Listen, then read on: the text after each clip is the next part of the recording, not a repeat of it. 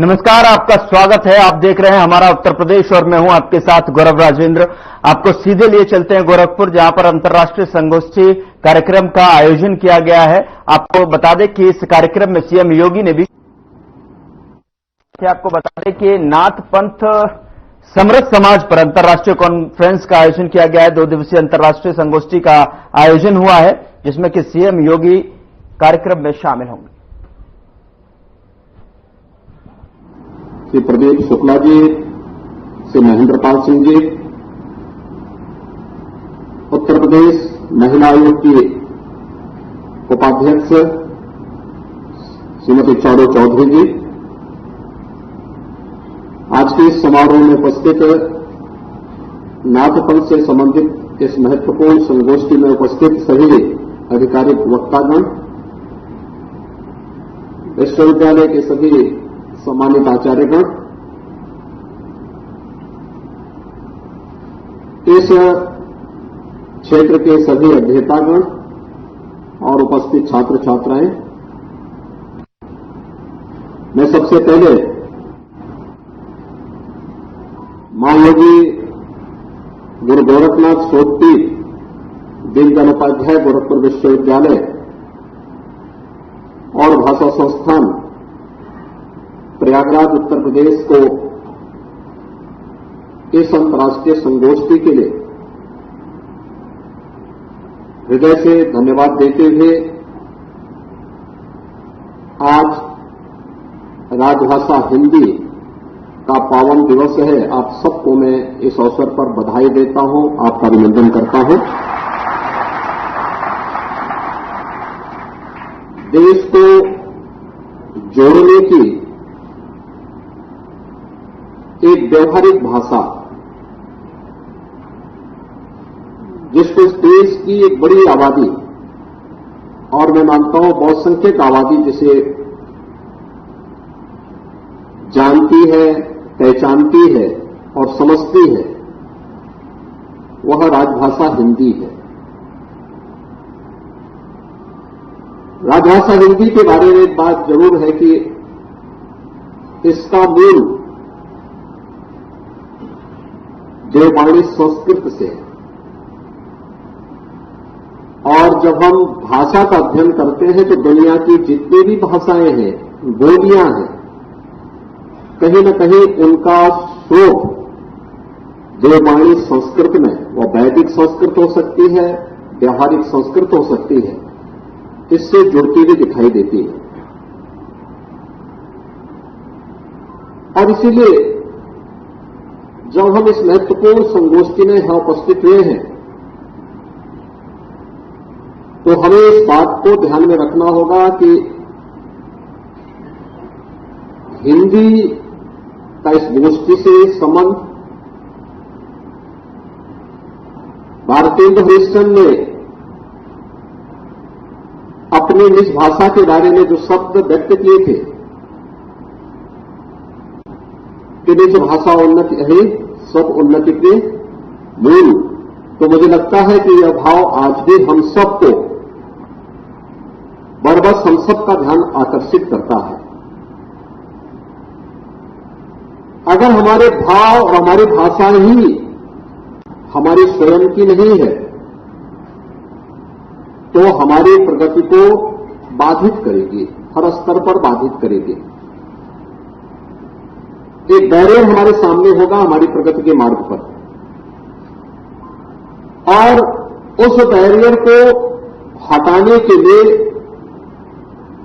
देश के अंदर आजादी के आंदोलन से लेकर के उसके बाद भी, आजादी के आंदोलन के बाद भी हिंदी को लेकर के जो एक आह्वान हुआ, पिछले 10 वर्ष में प्रधानमंत्री मोदी जी के नेतृत्व में देश के अंदर आई सरकार ने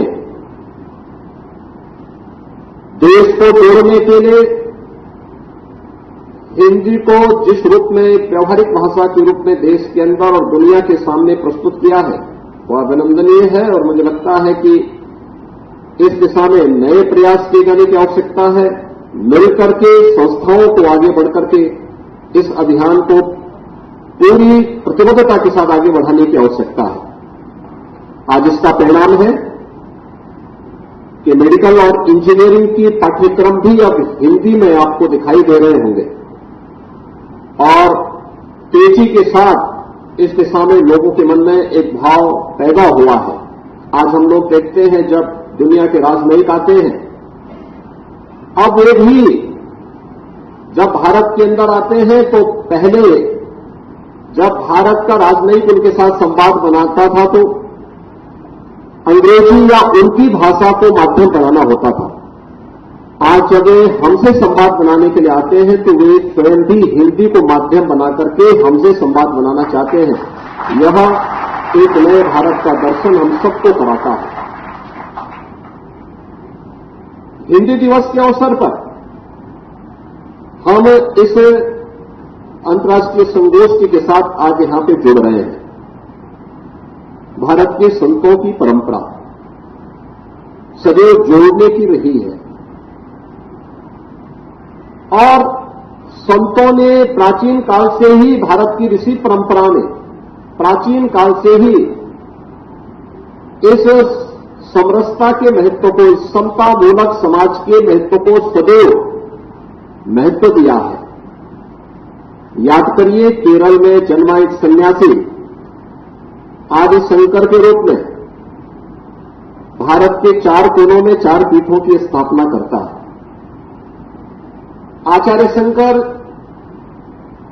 जब अपने अद्वैत ज्ञान से परिपूर्ण होकर के आगे की साधना के लिए वे काशी में आए तो काशी में साक्षात भगवान विश्वनाथ ने उनकी परीक्षा लेनी चाहिए और उन्होंने इस बात को देखा कि प्रातःकाल जब ब्रह्म मुहूर्त में आदि शंकर गंगा स्नान के लिए जा रहे होते हैं तो वह सबसे अछूत कही जाने वाली एक सामान्य व्यक्ति के रूप में वह उनके मार्ग के सामने खड़े हो जाते हैं। तो स्वाभाविक रूप से आदि शंकर के मुंह से निकलता है, हटो, मेरे मार्ग से हटो।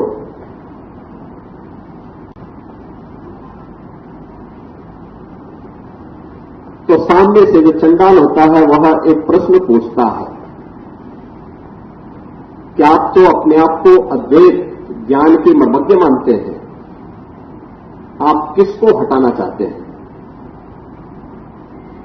आपका ज्ञान क्या इस भौतिक काया को देख रही है, इस भौतिक काया के अंदर बसे हुए ब्रह्म को देख रही है? अगर ब्रह्म सत्य है तो जो ब्रह्म आपके अंदर है वही मेरे अंदर भी है और इस ब्रह्म सत्य को जान करके अगर आप इस ब्रह्म को ठुकरा रहे हैं तो इसका मतलब आपका ये ज्ञान सत्य नहीं है।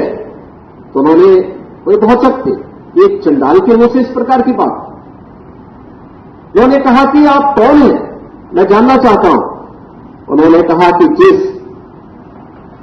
ज्ञान व्यापी की साधना के लिए, दुर्भाग्य से वो ज्ञान व्यापी आज लोग उसको दूसरे शब्दों में मस्जिद कहते हैं, लेकिन वो ज्ञान व्यापी साक्षात विश्वनाथ ही है। जिस ज्ञान व्यापी की उपासना के लिए आप केरल से चल करके यहां आए हैं, मैं उसका साक्षात स्वरूप विश्वनाथ हूं। तो वह उनके सामने नतमस्तक होते हैं और उन्हें इस बात का पश्चाताप होता है कि नहीं, ये जो भौतिक अस्पृश्यता है यह न केवल साधना के मार्ग का सबसे बड़ी बाधा है बल्कि राष्ट्रीय एकता और अखंडता की भी सबसे बड़ी बाधा है। और इस बड़ी बाधा को अगर हमारे समाज ने समझा होता तो देश कभी गुलाम नहीं होता, कभी गुलाम नहीं होता। भारत की संत परंपरा ने कभी भी इस बात को महत्व नहीं दिया। उन्होंने हमेशा समरस समाज पर जोर देने का प्रयास किया। दूसरे संत रामानंद जी के बारे में आप देखें, रामानंद जी ने भारत की उपासना विधि की एक विशिष्ट पद्धति को आगे बढ़ाया, लेकिन इस विशिष्ट पद्धति के साथ साथ उन्होंने कई छूआछूत और अस्पृश्यता को कभी महत्व नहीं दिया, कभी भी उसको महत्व नहीं दिया। उन्होंने भी इस पर जोर दिया, और वो जोर था उनका भी उस समय के समाज को जोड़ने के लिए। एक तरफ रविदास उनके शिष्य बनते हैं, दूसरी तरफ कबीरदास उनके शिष्य बनते हैं। एक लंबी परंपरा उस समाज से है जिसे आज भी समाज का एक तबका अछूत मानता है। यानी कभी भी इस बात को महत्व नहीं दिया गया कि समाज में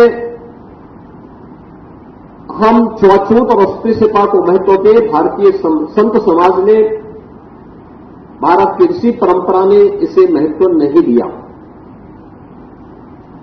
और वही नाथ पंथ की परंपरा भी, महायोगी गुरु गोरक्षनाथ की परंपरा के बारे में अगर आप देखेंगे तो जाति, मत, मजहब, क्षेत्र, भाषा, इसका इस पूरी परंपरा ने कभी भी अनादर नहीं किया, सबको सम्मान दिया, सबको जोड़ने का प्रयास किया। इन्हें केवल आध्यात्मिक रूप से एक व्यवहारिक धरातल पर उतरा हुआ एक ऐसा उपासना विधि थी जिसने एक और काया की शुद्धि पर ध्यान दिया और उसके माध्यम से आध्यात्मिक उन्नयन के मार्ग को प्रशस्त किया, तो दूसरी तरफ समाज को जोड़ने के लिए भी समरस समाज के माध्यम से समाज के प्रत्येक तबके को अपने साथ जोड़ने का काम भी किया। तो आप अभी सुन रहे थे गोरखपुर से सीएम योगी को, जहां पर जो है अंतर्राष्ट्रीय उन्होंने जो है संगोष्ठी आयोजन में भाग लिया और शामिल हुए। साफ तौर पर उन्होंने नाथ पंथ समरस योजना और समाज को लेकर उन्होंने उन पर बात की, और उन्होंने साफ तौर पर कहा कि नाथ पंथ समरस जो समाज है वो उनकी विशेषताओं को प्रमुखता से जो है समाज को जोड़ने का काम किया, और किस तरीके से समाज के उन सभी वर्गों को एक साथ लाने की कोशिश की। तो सभी जो विशेषताएं हैं योगी आदित्यनाथ ने इस कार्यक्रम में गिनाई। और आपको सीधे लिए चलते हैं दिल्ली, जहां पर चौथा अखिल भारतीय राजभाषा सम्मेलन का आयोजन किया गया, और उसमें जो है साफ तौर पर गृहमंत्री ने सम्मेलन में शिरकत की, और गृहमंत्री ने अमित शाह ने संबोधित भी किया। आज का दिन हीरक जयंती का दिन है। 75 साल से हम एक यात्रा लेकर निकले हैं कि हिंदी को राजभाषा के रूप में स्वीकार कर हिंदी के माध्यम से देश की सारी स्थानीय भाषाओं को जोड़कर अपने संस्कार, अपनी संस्कृति, अपनी भाषाएं, अपना साहित्य, अपनी कला और अपने व्याकरण को भी संरक्षित और संवर्धित करने का ये संकल्प लेकर आप निकले हैं। ये 75 साल की यात्रा मुझे लगता है कि अब अपने उद्देश्यों को प्राप्त करने की अंतिम पड़ाव पर खड़ी है। इसलिए मैं आप सभी को बहुत बहुत बधाई देना चाहता हूं। आज का दिन हिंदी को संपर्क भाषा, जन भाषा, तकनीक की भाषा और अब अंतर्राष्ट्रीय भाषा बनाने के संकल्प का दिन है। मैं आज इस मंच से देश और दुनिया में रहने वाले सभी हिंदी भाषी भाइयों बहनों और अन्य भाषा बोलने वाले मेरे जैसे हिंदी प्रेमियों को भी बहुत बहुत शुभकामनाएं और बधाई दें। मित्रों, आज अनेक कार्यक्रम यहां हुए।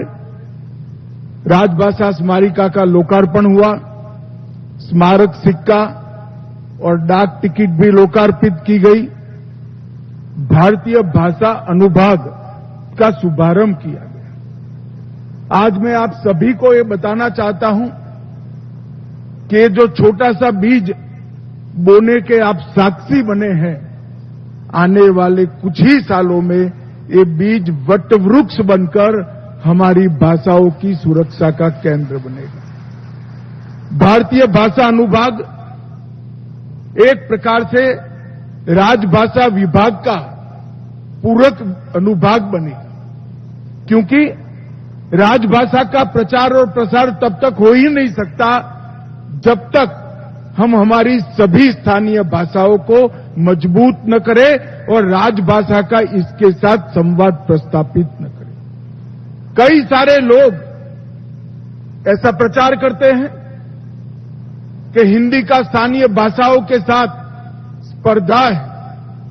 मैं आज इस मंच से बहुत स्पष्ट करना चाहता हूं कि हिंदी और स्थानीय भाषाओं का कभी स्पर्धा हो ही नहीं सकती है, क्योंकि हिंदी सभी स्थानीय भाषाओं की सखी है, इसमें स्पर्धा होने का सवाल ही नहीं। हिंदी और सभी स्थानीय भाषाएं एक प्रकार से एक दूसरे की पूरक है और इसलिए हमने निर्णय किया है कि भारतीय भाषा अनुभाग के माध्यम से हिंदी और सभी स्थानीय भाषाओं के बीच का संबंध मजबूत किया जाएगा, स्पष्ट किया जाएगा। कोई भी लेख, कोई भी भाषण, कोई भी साहित्य का प्रकार हिंदी में है तो इसका भावानुवाद हमारा राजभाषा अनुभाग देश की सभी भाषाओं में करेगा और देश की सभी भाषाओं के साहित्य, लेख और भाषणों का अनुवाद हिंदी में भी होगा, भावानुवाद भी हिंदी में होगा। और ये मैं मानता हूं ये समय की जरूरियात है। मित्रों, आज कई प्रकार के परिमाणों से हिंदी को समृद्ध करने के लिए पुस्तकों का भी प्रकाशन हुआ है। इंडियन ओवरसीज बैंक की पुस्तक, जो बैंक के कामकाज में राजभाषा का उपयोग, इसके लिए भाषा संगम, इसको लोकार्पण किया गया। भारत इलेक्ट्रॉनिक्स लिमिटेड इलेक्ट्रॉनिकी और रक्षा और रक्षेतर शब्दावली का लोकार्पण किया गया। हिंदी कहावत कोष, मेरा सभी हिंदी प्रेमियों के आग्रह है, मैंने पुस्तक पढ़ा है, अंशुली जी ने मुझे 5 दिन पहले दिया था। डॉक्टर शरद अग्रवाल के पुस्तक को अगर आप पढ़ लेंगे तो बोलचाल की हिंदी भाषा बहुत समृद्ध हो जाएगी। डीआरडीओ, विज्ञान व विहान, वो भी एक प्रकार से विज्ञान के क्षेत्र में राजभाषा को मजबूत करने वाला पुस्तक है। राजभाषा की सेवा करने वाले ढेर सारे लोगों को राजभाषा कीर्ति और राजभाषा गौरव पुरस्कार भी दिया गया। मैं सभी को बहुत बहुत बधाई और शुभकामनाएं देना चाहता हूं। भाइयों बहनों, मैं लंबा बोलना नहीं चाहता, मैं आपका मूड देख रहा हूं, परंतु मैं एक बात पर जरूर कहना चाहता हूं। जब मुगलों का शासन लंबे समय तक चला, तब इसके खिलाफ देश के अलग अलग हिस्सों में स्वाभाविक रूप से स्वराज के लिए लड़ाई शुरू हुई। पंजाब में भी हुई, राजस्थान में भी हुई और सुदूर दक्षिण में महाराष्ट्र में भी हुई। जब युवा शिवाजी को उसके साथियों ने पूछा कि शिवा, आपका उद्देश्य क्या है लड़ाई का? हमारे पास ना संसाधन है, ना साधन है, ना सेना है, ना हथियार है, इतने बड़े साम्राज्य के सामने किस उद्देश्य से लड़ना है? तब उन्होंने 3 उद्देश्य कहे थे, स्वराज, स्वधर्म और स्वभाषा। स्वराज, स्वधर्म और स्वभाषा, ये तीनों को जो समाहित नहीं करता, अपने आने वाली पीढ़ियों को गुलामी से मुक्त नहीं करता। और इसलिए स्वराज के व्याख्या में ही स्वभाषा समाहित। जो देश, जो प्रजा अपनी भाषाओं की रक्षा नहीं कर सकती, वो अपने इतिहास से भी कटती है, अपने साहित्य से भी कटती है, अपने संस्कार से भी कटती है और आने वाली पीढ़ियां गुलामी की मानसिकता के साथ आगे बढ़ती है। और इसलिए ये बहुत जरूरी है कि आजादी के 75 वर्ष के बाद भी हम स्वराज, स्वभाषा और स्वधर्म के ये शिवाजी महाराज के सिद्धांत पर बल देकर काम करें। और मित्रों, इसीलिए मोदी जी ने नई शिक्षा नीति में प्राथमिक शिक्षा पर बल देने का काम किया है। और प्राथमिक शिक्षा अपनी भाषा में, बच्चे की मातृभाषा में हो, ये बहुत जरूरी समझा गया है और उस पर बहुत प्रयास किए। मैं मानता हूं कि बच्चे के बात करने की, अभिव्यक्ति की सबसे सुगम भाषा अगर कोई है तो अपनी मातृभाषा है। इसके सोचने की भाषा अपनी मातृभाषा है और उसके सोचने का, तर्क का, विश्लेषण का और निर्णय पर पहुंचने की जो प्रक्रिया है, जो इसको एक संपूर्ण बच्चा बनाता है, वो भी अपनी मातृभाषा है। इसलिए मोदी जी ने मातृभाषा पर, शिक्षा पर बहुत बड़ा बल दिया है और मैं मानता हूं कि आज का दिन भारत की सभी भाषाओं को मजबूत करना है और राजभाषा को देश की संपर्क भाषा बनाने का दिन है, जिसके माध्यम से हम अपनी भाषाओं में ही अपने देश का कामकाज कर पाए। हिंदी की ये यात्रा कई सारे 1000 साल पुरानी है। सिद्धों और नाथों की भाषा के रूप में जानी जाती थी, फिर खड़ी बोली आई, फिर प्राकृत भाषा आई, फिर खड़ी बोली आई और बाद में हिंदी का स्वरूप आया। और मित्रों, मैं आपको ये भी बताना चाहता हूं, हमारे आजादी के आंदोलन में भी हिंदी का बहुत बड़ा योगदान है। सन 57 की क्रांति विफल जाने के कई कारण हैं। उसमें से एक प्रमुख कारण था कि संपर्क भाषा ही नहीं थी। इसके कारण सन 57 की क्रांति विफल हो गई। और आज मैं आप सबके सामने कहना चाहता हूं कि हमारा देश एकमात्र देश है जो जियो पॉलिटिकल देश नहीं है, भू राजनीतिक देश नहीं है। हमारा देश जियो कल्चर देश है, भू सांस्कृतिक देश है। हमारे देश को जोड़ने वाली अगर कोई कड़ी है तो संस्कृति है। आप नॉर्थ ईस्ट में चले जाइए, वहां पर भी मणिपुरी नृत्य के अंदर आपको कृष्ण मिलेगा। दक्कन में चले जाइए तो भी कृष्ण मिलेगा। गुजरात के रास में चले जाइए तो भी कृष्ण मिलेगा। हम संस्कृति से जुड़ा हुआ देश है, जियो कल्चर देश है। अगर हमारे देश की एकता संस्कृति से बनी है तो हमारी संस्कृति भाषाओं से जुड़ी है और भाषाओं से बनी है। जिस दिन हम हमारी भाषाओं को गंवा देंगे, इस देश की एकता पर बहुत बड़ा खतरा मंडराने लगेगा। इसीलिए ढेर सारे आजादी के हमारे संघर्ष के नेताओं ने हिंदी को न केवल राजभाषा बनाया, इसके उपयोग। तो अभी आप सुन रहे थे दिल्ली से, जहां पर चौथे अंतर्राष्ट्रीय राजभाषा कार्यक्रम में गृह मंत्री अमित शाह ने जो है संबोधन किया। फिलहाल इस बुलेटिन में इतना ही। नमस्कार।